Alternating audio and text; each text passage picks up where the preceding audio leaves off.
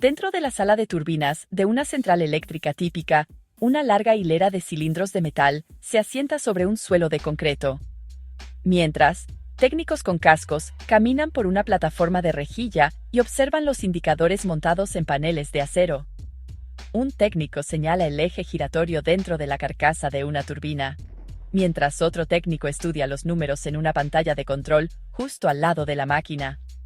Las centrales de vapor que se han construido durante décadas dependen de estas grandes turbinas, que giran cada vez que el vapor caliente empuja las hileras de álabes curvos dentro de esos cilindros.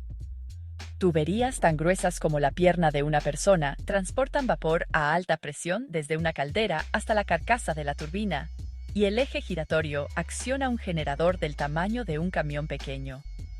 Las máquinas funcionan de forma fiable, pero la sala de turbinas tiene que ser lo suficientemente grande para albergarlas. Imaginen a un técnico haciendo rodar un módulo de turbina compacto en un banco de pruebas sobre un armazón metálico con ruedas, mientras otro técnico conecta tubos gruesos a los puertos de entrada y salida.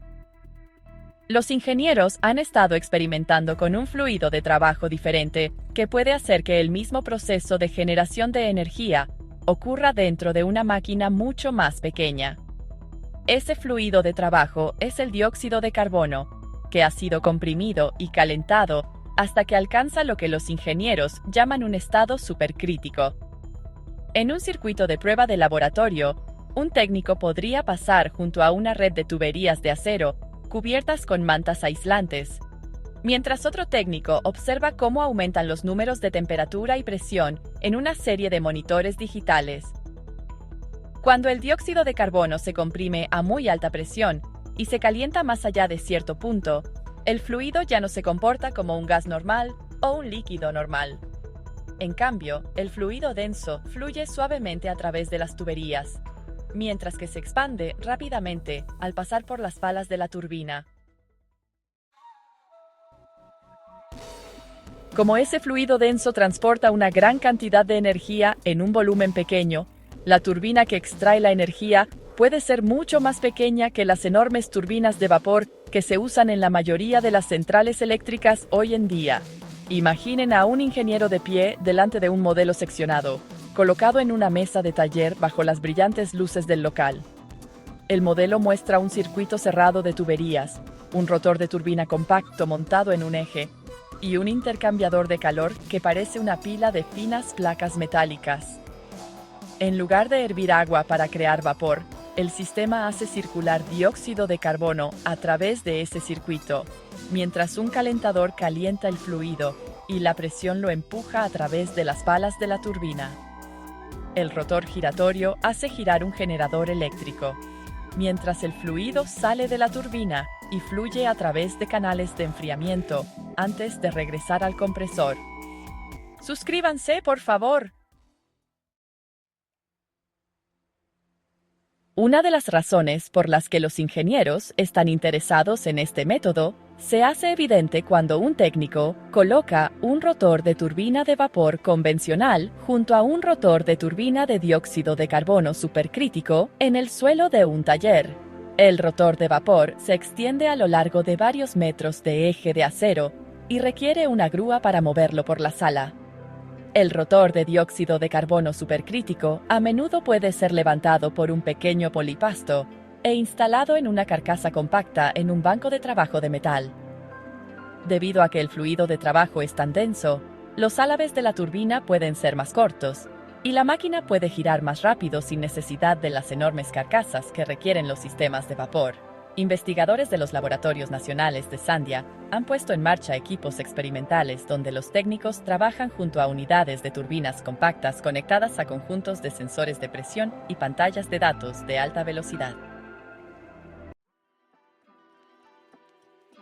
Para ver cómo funciona el sistema, imaginemos una pequeña planta de demostración, donde una batería de intercambiadores de calor se encuentra junto a un módulo de turbina compacto, todo ello encerrado en un armario de acero. La energía caliente de un reactor, un pozo geotérmico o un horno industrial entra en el intercambiador de calor a través de gruesas tuberías aisladas que recorren la pared de la instalación. Dentro de ese intercambiador, el bucle de dióxido de carbono absorbe el calor y la presión aumenta, mientras los técnicos observan los termómetros en un panel de control. El fluido caliente se precipita entonces a través de la carcasa de la turbina, donde un rotor gira a una velocidad extremadamente alta. El eje giratorio mueve un generador, que está conectado a cables eléctricos que llegan a una sala de control, donde los operadores observan la potencia de salida en pantallas del tamaño de una pared. La compacidad es importante cuando los ingenieros diseñan instalaciones enteras alrededor de estas máquinas.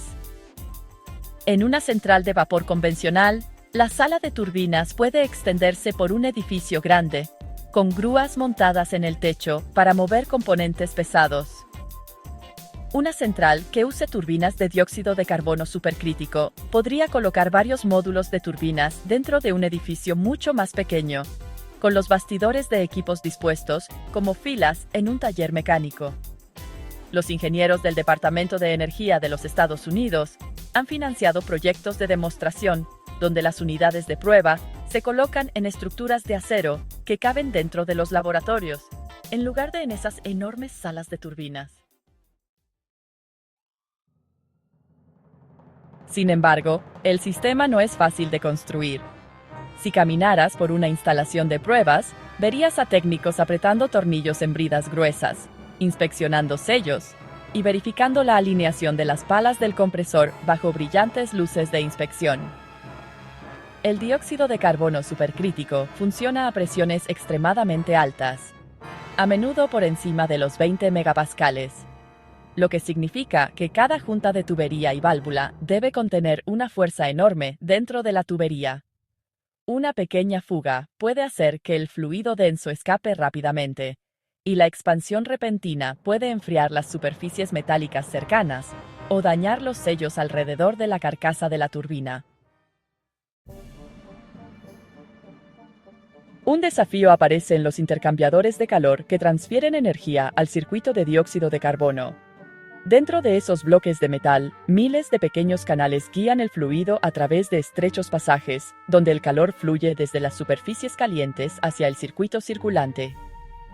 Si un técnico retira la cubierta de un intercambiador de calor durante el mantenimiento, las placas internas revelan pasajes extremadamente finos que se asemejan al interior del radiador de un coche, pero hechos de aleaciones metálicas gruesas.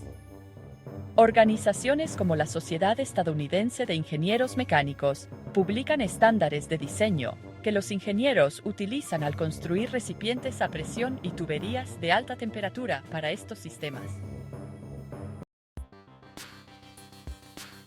Otra dificultad es controlar la turbina cuando las condiciones cambian dentro del circuito.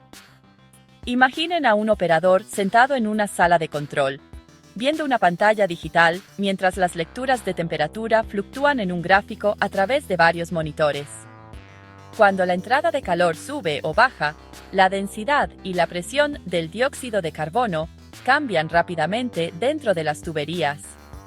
El sistema de control debe ajustar la velocidad del compresor, las aperturas de las válvulas y la carga de la turbina para mantener el circuito estable mientras la máquina sigue girando. Ingenieros que trabajan con el Instituto de Investigación de Energía Eléctrica han estudiado cómo el software de control y las redes de sensores pueden mantener un funcionamiento constante, mientras los operadores supervisan el sistema a través de filas de luces indicadoras parpadeantes y pantallas de datos que se desplazan. Los fallos en este tipo de maquinaria suelen aparecer primero en los componentes mecánicos que operan bajo un estrés extremo. Un técnico que inspecciona una turbina después de apagarla podría iluminar con una linterna la superficie pulida de una pala de rotor y buscar pequeñas grietas que se formen a lo largo del borde metálico. Las altas velocidades de rotación ejercen una enorme presión sobre el eje y los cojinetes, mientras que el fluido a alta presión empuja contra los sellos alrededor de la carcasa de la turbina. Si un sello falla, el fluido que escapa puede activar las alarmas de presión y hacer que el sistema de control apague la turbina automáticamente. Al final, los límites de la tecnología los marca la física dentro de las tuberías y las turbinas. Si la presión del fluido aumenta demasiado, las paredes metálicas de las tuberías y la carcasa de la turbina deben volverse más gruesas y pesadas para contener la fuerza. Si las temperaturas superan la tolerancia de las aleaciones utilizadas en los álabes de la turbina, estos podrían deformarse o fallar mientras el rotor gira a gran velocidad. Por eso, los ingenieros prueban estas máquinas cuidadosamente en instalaciones controladas, donde bancos de sensores miden la vibración, la presión y la temperatura, mientras los técnicos observan la turbina giratoria a través de ventanas protectoras. El objetivo es determinar cuán pequeñas y eficientes pueden llegar a ser estas máquinas antes de que los límites del material y el estrés mecánico establezcan una barrera práctica. Muchas gracias por ver el vídeo. Por favor, dadle a me gusta y suscribeos.